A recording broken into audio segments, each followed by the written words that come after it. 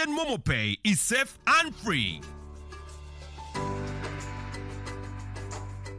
Nyati Motion Pictures brings you Tuko Pamoja, a documentary film about our unity as Ugandans and Africans. Bunyoro would have simply created an East African community that we are looking for today. The rulers of Bunyoro are actually Luos. We people who live across the Nile, we are so related from our myth or from just the Nile. We are the same people, and genetically we are even the same people. We are similar people. We are one. Pamoja, we are one. Use that word, pamoja. Premiering every week from 3rd February to June 2024 at the National Theatre and Indere Center. Daily screenings are from 4th February to June 2024 at Ham Cinemax and the National Theatre. To get a ticket, call 0778 787 660. Tuko Pamoja? Juko. Yo. Check the shopping, man. What's your secret? Haven't you heard of the parish development model PDM? Yes, I did, but I thought it was just a talk. No, Sebatia. It is real. I and a few friends together formed a circle, accessed money from the PDM, invested in a portrait project, and now things are moving. Juko. I thought I was one of your friends. You are. But you left me behind. I didn't leave you in poverty. What you do, just visit your LC2 chairperson and your parish chief and start the process of economic transformation.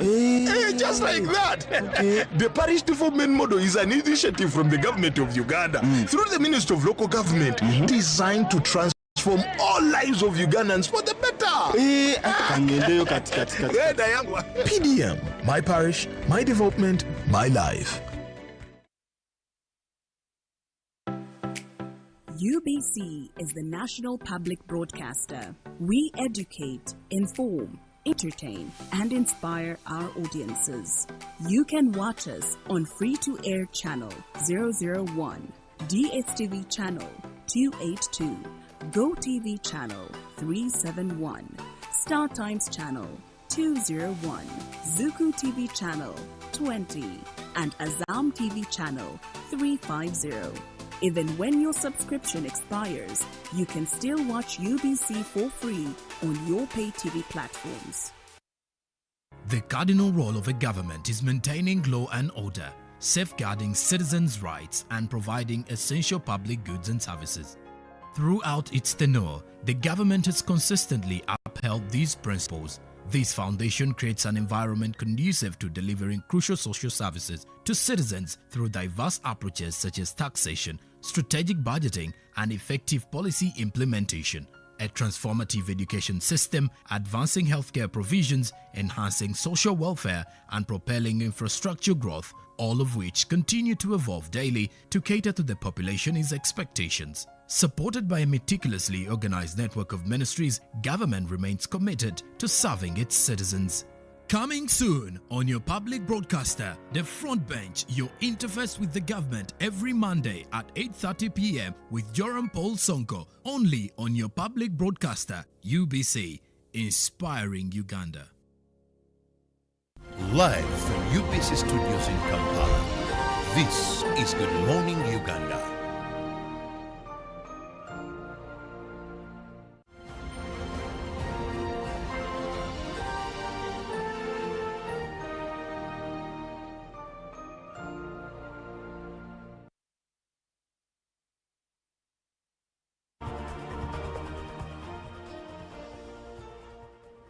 Thank you so much for being with us. Welcome to Good Morning Uganda Agenda. I'm Robert Cherabo Nyonyito. That is in case you've just joined. But if you've been with us all the way from 6:30, we are here every weekday to spice, to brighten, to inform you, to set the agenda and pace for the day. So why not make it a date with us every weekday from 6:30? The Fantastic Four, the big team on camera, and of course our technical wing doing all that is possible so that we come straight to you wherever you are, in your sitting room, at your workplace, in your bedroom, whichever place, we are there.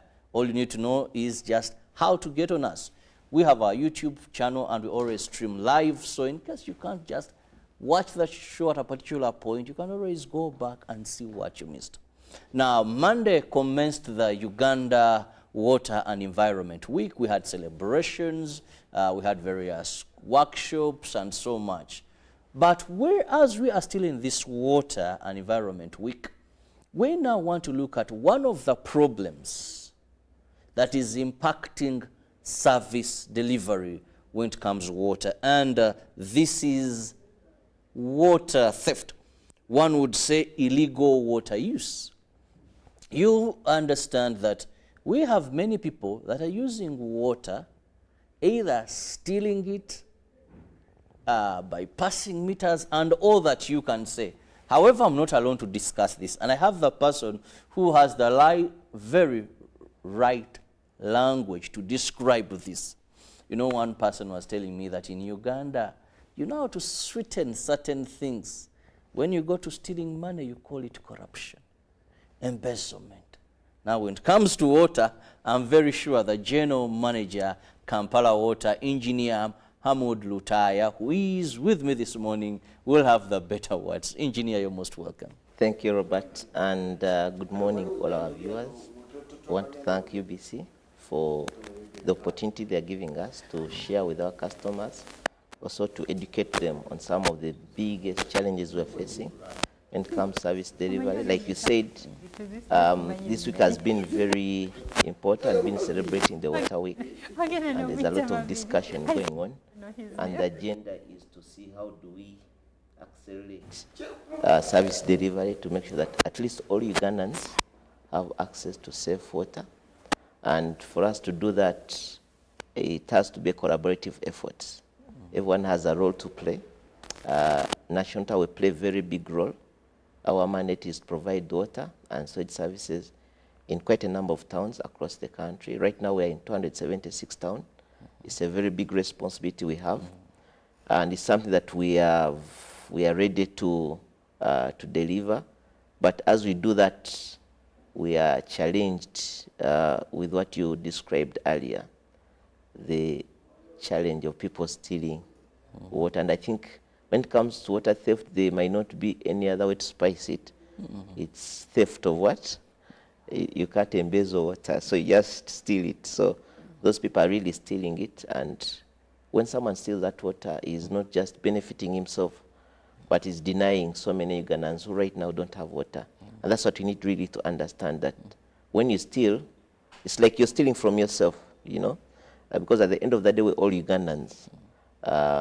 When you steal, you think you're benefiting yourself, but actually you're denying so many people of that right, which they also have. So I think as Ugandans, like we're trying to mobilize ourselves, we need to mobilize ourselves against those people who are stealing water, because that's the only way we're going to make sure that at least we deal even with the issues of having people without access to safe water. So it's a very, very hot topic as far as we're concerned as National Water, but also it's something that we are really prepared to deal with, because we've dealt with so many things. And with the way the public is responding, I'm sure that we're going to have positive outcome out of this. Now, let's a bit understand more. When we talk about stealing water, a person watching may ask, how is water stolen? You know, so you're into this, how is water stolen? Maybe someone may never know. Yeah. They could be doing the same thing, but thinking, how is it stolen? We had a very interesting experience. There's a customer, before I explain how it is stolen, there's a customer. She's a very high-profile customer. That's a lady. A doctor at that. Our team went on the ground. They found that she was stealing water. So she couldn't believe, because in her mind, she was like, there's no way I could be what? Stealing water. Very profile person, is a doctor. So what she did was she went online to Google water loss and how people steal water, because all that information is there. And for her, she thought we are the ones who are trying to cook the whole story of water theft. But when we engaged her and told her how she was actually doing it, it so happened that the husband was aware of what was happening, but I think the wife was not what? Aware. So aware. So water is stolen in a number of ways. and people are doing it intentionally. And I think, like we said, theft, this particular one, when you deny people a right that touches their lives, you're a criminal. So people are stealing water are criminals. So the way they're stealing it, we have a system that we provide water. We have to get it from the lake, because people are saying, first of all, why should I even pay for water? Yes, a God-given God-given right, or goods, for example. So we get this water from the lake, and for Kampala in particular, most of the water we have, we get it from Lake Victoria. So we have plants in Gaba and Katosi. But to get that water, for those who have had the chance to look at the water in the lake, you can't even wash anything, even your shoes with that water, because most of it is not safe at all. So we get that water in the state in which it is. To get it there, we have to abstract it. We have to pump it, basically. Then we have to treat it. We have huge facilities in Gaba and Katosi to treat that water. We use a lot of chemicals. We use a lot of power. Then we pump it to after treating it, we pump it to our reservoirs. Then we distribute it. Then we have a huge team in Kampala. We have over 2,000 staff who have that responsibility to make sure that this water reaches our customers. So there's a big cost involved in us making sure that water gets to your home when it is safe and ready for use. So it means that if we are to sustainably do that, someone has to pay for it. But again, what government has done is to make this service, knowing that it's a critical service, they've tried to make it a bit affordable to most. Last time we talked about the different categories of customers we have. So there's that effort that has been made to make it affordable. But there's a cost to it. So every month we provide that service. Now, again, we are still among the few service providers where you first consume, then we do what? Then you pay. You understand? So it's not that you first pay, then you use. But for us, you consume, then we bill you. So which is also very, in a way, it is human. So it means that we put in a lot of money to get that water to your home. So you're supposed to pay for it. So what most people are doing, and I would mention, most people who are well off, they don't want to pay for this water. So they start stealing it. And how they steal it? You know, every home we put a meter, means that all the water that you get is supposed to go through that meter. So what some people have done, very smartly, is to make sure that they leave your meter there, but then they create another pipe. They bypass the meter. You understand?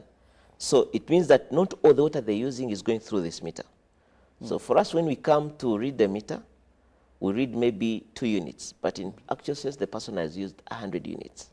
So instead of billing you for 102 units, we only bill you for what? 2 units. So you've stolen the 100 units. Other people, what they've done, and they're doing this a lot, they wait at night, because we can't be moving even at night. So they wait at night, they remove our meter. Then they put a hose pipe. Then they fill all the tanks they have. You understand? That's how some people are stealing. Another group, they've even found a way of making sure they make our meter not work. Because you know, a meter is like a machine. So it has parts. So they do something with the meter so that it can't what? Move. So you get water, but it's not being what? Measured. Like what we have on our screen, I think the meter is this way down. Yes. Then there are other... So you see now they remove the meter and they just connect it direct. So that's what, and like I said, that's, you see the kind of structure on the screen. So this person is constructing so it means that this person has money. He's not a poor what? A poor person. So he has money, but out of the money he's able to buy cement, he buys all those other things, but he says, I'm going to steal water. The item that is largely the cheapest, he wants to what? To steal it. Now when he steals it, now the building he's doing is not benefiting all Ugandans, but when he steals this water, he's denying so many Ugandans the opportunity to get this water. So that's what is very disturbing, and which we should all really be concerned about. Now, you've talked about filling. I see some of the tanks, well, some of the images on the screen, if my technical team could bring them back, that someone has a tank aside, so he's filling the tank. Maybe that is at night. Now, engineer, when you talk about all these forms of theft of water, the meter bypassing, tampering with the meter, and all that. Help us understand. Are there punishments? What is National Water and Sewage Corporation doing in that direction? Because if someone is having a tank of that magnitude, feeding it, then we are seeing the other one, I think, is tampering with a meter and is constructing such a structure, but denying other Ugandans of that. What are the punishments? What are you doing about this? The law is very clear. Like I said, this is a criminal act. When you steal, we've put very stringent penalties. One, you're fined as the first step. We give you a fine. The second part is that we estimate how much water you've stolen over time. Huh? So if we catch you, if we catch you like that structure, the fine is not going to be less than 100 million. The structure you've seen, and this one was got a bit yesterday. I might not disclose the details, but you saw that structure, which is on the screen. We got those people still. So it means that most of the water they've used to construct up to completion is basically what? Stolen water. So the point is that we have to make sure that money is what? Recovered. Is recovered. But we are going even a bit step further, that we not, because some people, again, the people are stealing. Whatever fine you give them, they will what? They'll pay it and even continue what? Stealing. So as a corporation, we're starting to blacklist some customers. Because if you steal, for us to give you our service again, it's going to be very hard. We're also having opportunity, because you see, the other thing is that all the water is taxed. Yeah? We work with URA. Because when you steal, you're not denying only the Ugandans water, but so you're not paying tax. You understand? So URA is also losing what? Revenue. So the good thing, these are all businesses. So we are in the process of engaging URA to blacklist these businesses. You understand? Because now we need to get them where it hurts most. Because like I said, I fine you, it's okay. You pay. I give you even 200 million, you will do what? Because you know what you've stolen is more than that. But we know URA has also lost that what? That money. We've lost the tax. So we're trying to engage URA because this is money they are losing as well. So if a business person is like that stealing water, so it means that he's also stealing elsewhere. So you might find some of these people are also going to have a problem with their businesses when it comes to taxation. So they're going to be blacklisted. At least for us, one thing we're trying to do is also have them blacklisted. So it means that for us to give you that service again, you have to demonstrate that you've reformed. But also now with URA, that's a totally different story. You understand? And we've seen businesses getting huge tax fines, yeah? I see pictures of those that tampered meters. Now those ones were stealing our meters. So those ones were stealing what? Meters.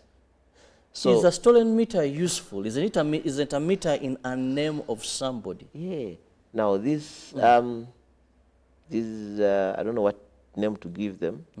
What they were doing is they would steal meters. You know, the meter has some useful component. A meter costs like 100,000.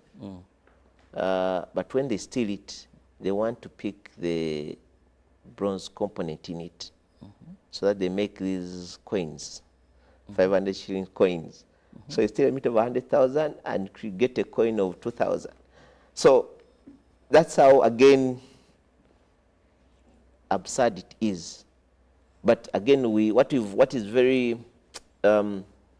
is good, what is happening is that the community is also now very aware of the danger these people pose. Because now when they steal your meter, because the meter is your responsibility, as a customer, you are going to pay for a new meter. So at least here, the community mobilized themselves and identified those meter thieves. You know, and even we went to the point where they were taking these meters. So that, because there's always demand and supply. So as long as that demand is there for those meters, the people are willing to steal them. So again, here I want to thank the partners. We worked with the local security units within those villages, and we're able to get these guys. And most of them have been remanded to Ruzira and Chigo, and they're going to face the law. So the consequences are very, very dear, and you wouldn't want to be in that place. And at the end of the day, ask yourself, what are the benefits? Most cases, there are no benefits at all when you look at the consequences. So that's why this show is very important, because sometimes it's good that people are made aware of, so that some people have been, like I gave you that case of the doctor who was stealing, who didn't even know that she was stealing what? Water. And then later on she told us how they bought a property, and when they bought it, they found someone had what? The person who sold it to them was actually stealing water.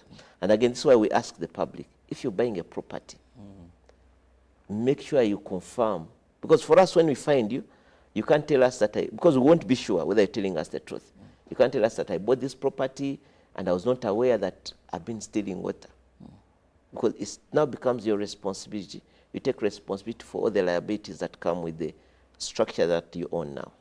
Because I was about to tell you that I could be constructing, then I have my site engineer, I have someone who stays there, I think I'm paying for my bills, but maybe when for them at night, they carry out these, they change the meter, I mean they remove the meter, or they have already tampered with my meter, they have bypassed my meter, they came up with an alternative that the water doesn't go through the meter. So then how do you account that on me? But you're responsible for those people. You understand? Because as national, we can now say, okay, for you, it's the contractors that are what? I'm not aware that I've been stealing water. But you should be aware. Actually, now your responsibility is, can you check the water bills for your construction site? You have that responsibility. If you're also a bit responsible as the owner of the site. But if you say that I want to leave everything with the contractor, now for us, we don't know the contractor because the relationship we have is with our customer, the landlord, the owner of the facility. Now, if we get you, then, and you believe you're innocent, then now you have that responsibility to hold your team accountable. But that's why, again, if we're to be responsible and you're constructing a site like of that magnitude, you need to look at this account, because the beauty is that you, as a customer, you receive the bill. Yeah? Now the bills, the moment we digitized, you're the one who receives the bill. So if you've been constructing and you see your bill, you're getting 2 units, you want to tell me you didn't know that whether you're stealing water. So because that's structure. I'm a landlord, I have tenants, I don't stay there. Now the beauty is, again, with the system we've introduced, even when you're a landlord, you receive the what? The bills. You understand? You can be a very busy person. But now this is a business you're running. You know? So you have a person who manages your utilities. You have an estates manager. So this person has to interrogate most of these bills. Because at the end of the day, it's not the tenant stealing. It's the landlord what? Stealing. Because you're the owner of the property. You understand? So that's why maybe even as you sign the tenants agreement, you have put in some bit of these what? These provisions that if a tenant is caught stealing water or whatever it is, what should happen? You understand? But I think what we're trying to bring to the attention is that sometimes there could be cases of innocent Uganda, but most cases, most of them know what they're doing, and they're doing it with impunity, and unfortunately, whatever they're doing has very serious implications, especially on those guys who don't have the service. Now also, let's look at some of the areas that I've been able to speak to people when I knew we were going to be having this topic, and many are raising queries. Someone tells you national water staff came here and they are telling me I tampered with my meter. I've never tampered with my meter. They took the meter to Rugogo, you know, whatever happens there. Then they said they have found, then others say these people come in here, threaten you, you've been stealing water, you've been stealing water. Then maybe you're tempted to, not to go for the deep end, say, but how do we discuss this? The other person told me, I have rentals, and of course I have different meters, but for one of the rentals, I had a stubborn tenant, and it has not been occupied for quite a long time. Now, from the time he left, I had a bill, and that has been empty. But now every month, I'm getting a bill. And I'm wondering, if no one is using this water, why am I still receiving a bill? What are they bidding if there's no one? They said, but I think this is the way they try to steal water, because even without this, how come I'm So, engineer, first of all, explain to us, what is it that makes a meter being taken, I think, to Rugogo, and why is it taken there? Then when someone says, my meter was tampered with, and they believe they have never touched that meter, but because maybe someone... So, there are questions that I found in the public that were very disturbing.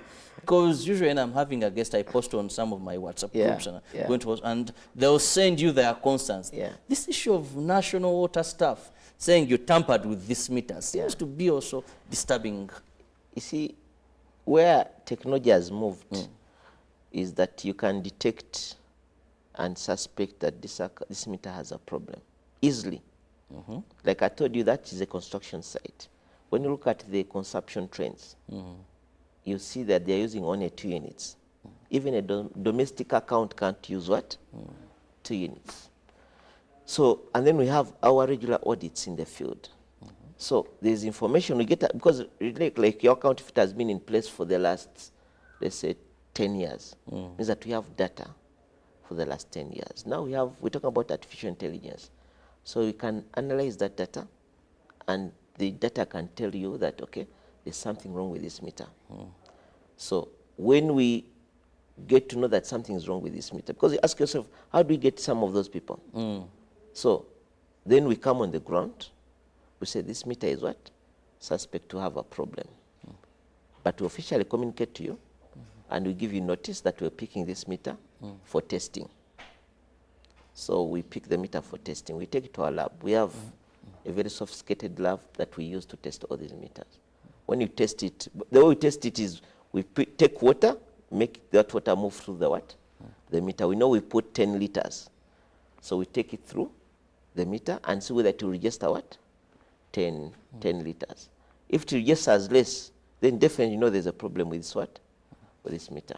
So we find some of the meters, like we said, they have already been what? Tampered with someone. Even the people are putting in nails. Because it has moving what? Parts. You put a nail and the meter will never what? Move. So they tamper with the meter in so many ways. Some of them I can't even explain, because when I start explaining them, then people will say, okay, this is how I'm supposed to do it. But that's how they tamper with them. Those who tamper with them know what they do. So once we confirm that your meter is tampered with, then that's an illegal case, which you have to answer. And now we take you through a process. Can't my meter become faulty? That's difference. When you're tampered with a meter, means that you've intentionally manipulated it, so that doesn't work. But so a meter is a machine. When we again analyze those trends, we go on the ground. Then if we find the meter is naturally defective, means that maybe it has been there for some time, or it has been affected by so many factors, then that's a defective meter. So for a defective meter, it is replaced. So you haven't stolen water. So if you just find it defective, maybe it is inefficient. So you find that instead of giving us 100, it gives us 70. And maybe because it has been in operation for some time. So then we treat that one as a defective meter. And by what we just have to do is to have it what? Replaced. But the one which you have tampered with, which you vandalized, you know, you've found a way of making it malfunctional, then there it was intentional, because you did it with the intention of what? Defrauding the corporation. So that's that would happen with meters. Then also what we are trying to do also, like you realize, meters are machines, are moving parts. So we try to make sure that we service them. Just like you have your vehicle, on a regular basis you take it for servicing. Even our meters are serviced. So our people will approach you and tell you that, okay, we're taking your meter for what? For servicing. And they should give you a notice. And when you pick it for servicing, we make sure that at least within that very day, we return it. So servicing shouldn't be a problem at all to you. We service it, bring it back. We find it defective, we replace it. But once we find it that you've tampered with it, then you have a case to answer, because then that's an illegality. Okay. Now, the number of messages, engineer, allow us rush there shortly. Maybe you'll be taking note of them, and we have them replied at once. Good morning. For over 6 months now, my bill has been always 4 units, even when they don't come on ground to read the reading. When this man came to read my meter, I asked him, why is it showing 4 units for the last 6 months? He instead got angry and told me I'm stealing water, and he threatened to bring police. Yet it is me who raised the concern. I want National Water to come, and we sort things out in Kitintale. I hope it is good sorting things out. Now, thank you so much for the program. One says, good morning, UBC. I'm Bosa from Gulu City. Have been reporting to Gulu office since last year about my meter not working. But what they keep on telling me is that they will keep on estimating my meter every month, as they are doing it every month. The last they ever estimated was 40,000, which I used to pay every month to from 40,000 to 150 shillings. So I'm confused now. And I told them about new meter. They said I should pay, but it will take time. So I'm a bit confused. Thank you for the program. Good morning, Engineer Mohamud and Mr. Chirabo. I want to find out from Engineer, is it true that if I am not using the water and I have a bill of like 100K, is my meter supposed to be removed in my absence? And when you follow it up, they will tell you that the meter was idle. Okay. Good morning. I am disappointed by National Water and Storage Corporation. They don't care when water is wasted, after water has gone through the meter. I reported a case 2 days ago of someone's school water tank that has overflown for close to a month, non-stop day and night. A team was sent to the place by National Water, but they never acted, telling me the water is after going through the meter. I thought that was irresponsible of National Water and Storage Corporation. Some people are going without water somewhere because of the kind of water wastage. Awuzu Wilson. This one says, thanks for the program. And then he says, thank you so much. What reward do I get for reporting someone stealing water? Must you get? Anyway, that is someone. Then, good morning, viewers. Thank you for the show. Well, I'm Raphael. My question is a bit diverse from the topic, but in relation to that. So why is water too expensive? In that most Ugandans can't afford it, and yet it is our country. Because when you convert the amount per unit, it is almost 5,000. Good engineer is here. And I'm skipping some of the messages because if you don't hear your message and you sent it, you're asking something that someone has already asked. There's so much regarding meters, engineer, here. People are complaining, another one says, but I think there's a problem, more so with Kampala water. Your people with meters have made it a habit of robbing us. Every time they come to read, one will find an excuse regarding your meter and scare you, intimidate you, and sometimes you end up finding ways of settling things because you fear the wrath of National Water. Then he says, Robert, have you come across those people arresting someone? Well, I'll ask my technical team. We have some pictures of those arrested. The wrath they're using, you can think you stole or murdered somebody. But actually, you would have stolen water. Engineer, let's first go with those. Yes. Do I start with the last one? The last one. Yeah. One, I want to apologize to the customer in the event that he was mistreated, whatever it is, if he was not stealing water. Like when we started the show, we all wanted to agree that stealing water is a criminal act. And what we've done in National Water is that as an institution, there are institutions that are responsible to deal with criminals. And those are the institutions we partnered with. So we are working with police and UPDF mainly, the security agencies, where we find people are stealing water. So as National Water, we don't arrest you. It's police, Uganda Police Force that does what? Does the arresting. And some cases, even if people are trying to be violent, we've worked with UPDF. But what we're trying to do is that when you look at the magnitude and the way people are doing this, there's no way we can also deal with the case of criminality just smiling about it. So we also are trying to be very strong with it because it's a very big problem. And I want all Ugandans to be annoyed with it and support us if we are fighting this. Now, we also have a problem. We know that some of our staff can connive. Actually, some of them have been conniving with some of the customers. They convince you that there's a way they can help you reduce the what? The water bill. The water bill. I have a case which we're investigating. A customer was convinced that he can be given a meter that will help him reduce his what? Water bill. His water bill. And this customer paid 6 million to do that. So by the time you do that, so should I treat you as innocent? You can't be innocent. So if you're going to connive, if you connive with our staff, intentionally knowing what you're doing, you can't deny the responsibility. We're dealing with our people, but also we'll have to deal with you as well for the act you've done.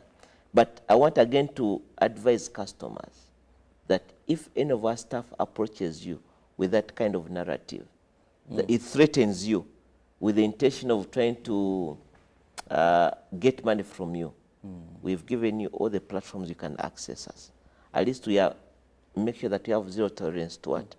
To cases where our staff get involved in such activities. So we're going to share some numbers towards the end of the show, which you can approach if you're faced with that problem. But most importantly, we have all our offices where we have the branch managers. You can approach us. There shouldn't be any staff of National Water putting in a situation whereby you have to bribe them so that they don't what? They don't, if you know you're not stealing water, why should you even pay a person?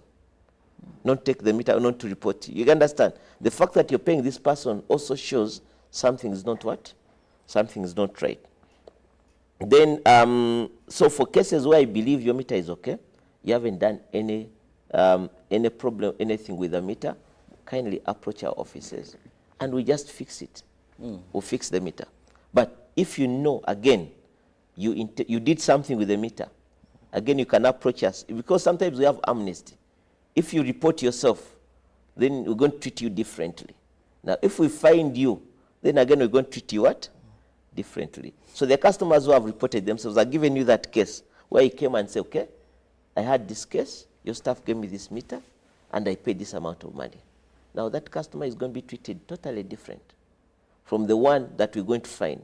So you've tried to give amnesty to customers who believe that there's something wrong with their meters, and I want to encourage all the customers out there, if you know you've worked with any of our staff or anyone to tamper with your meter, kindly come to our offices, we rectify, we legalize that. Because if we find you ourselves, then it's going to be very, very tough. Then we have Raphael, who the concern was that water was very what? Expensive. A unit is 5,000. Now, most people don't know what a unit has. A unit is 1,000 liters. 1,000 liters? 1,000 liters. That's a unit. Those are 50 20-liter jerry cans. So it means that if you divide 5,000 by 50, a jerry can is 100 shillings. Now, when you have it at home, you say, for me to get a jerry can for 100 shillings is a lot of money. Now, the good thing he talked about most of Ugandans. Now, the Ugandans who don't have this service, I need to ask yourself, how much do they pay for water? We are trying to solve a problem of water in Isingiro there. They're buying, in Isingiro, you know the state, those people might not have the same level of income as the people in Kampala. They're getting a jerry can for 1,000 shillings because the water is not available. So the Ugandan who has no water is paying much, much more than you who has the what? The service. And so the question is, what we're trying to do is how do we make sure that those people who don't have the service also get it? So how do we make sure that even those ones in Isingiro, instead of paying 1,000, they also pay the what? The 100 shillings, which you're saying is very what? Expensive. And we explained last time is that 100 shillings is a person who has water in their home. But we also recognize that we have also Muntuawansi, the people in informal settlements, who might not afford water in their homes. So we made sure that a jerry can for such people is only 25 shillings. Now, I think we need to agree whether 25 shillings for a 20-litre jerry can is expensive or affordable. We're not saying it's cheap, because there's nothing valuable that's supposed to be cheap. And we all agree that water is valuable. What we're saying is water is affordable. And we're making it affordable so that we can sustainably provide it. The day we make it cheap, it won't be accessible. Then there was a case of the customer was disappointed. I think that is Wilston, that they've been reporting, and Nashuta hasn't been very responsive, especially for the water that comes after the what? I think there's a school which has been losing a lot of water, especially overflows. I think I would agree with him for him being disappointed, but he needs to understand that what happens in most cases, for most of our customers, you basically do most of the plumbing after the meter. You plumb your house, you put all these tanks and all that. So it's most cases supposed to be your responsibility to make sure that you have bore valves for your tanks and you don't have any leakage after the what? After the meter. That is supposed to be the customer's responsibility. But in most cases, as National Water, we've worked with the customers and advised them. But it's not our responsibility. I think we need to be very clear. Meter that is, the water that is used after the meter, that now we can't be responsible how you use the water in your home. How you flush, how you put it in the tank, it's you to decide, right? So what we can do sometimes in most cases is, and which you've done, is help customers even investigate and help them identify if they have leakages within their homes. We're doing that as an extra service. And also we can advise you that you need to get bore valves so that this water doesn't what? Overflow. Now what we can't do is buy the what? The bore valves to stop the overflow. If we advise you to buy and replace the bore valves that are not working and you don't do it, I don't think then again you're going to blame what? National Water. Well, so time that's another is flying area so fast and more messages are coming in. Yes.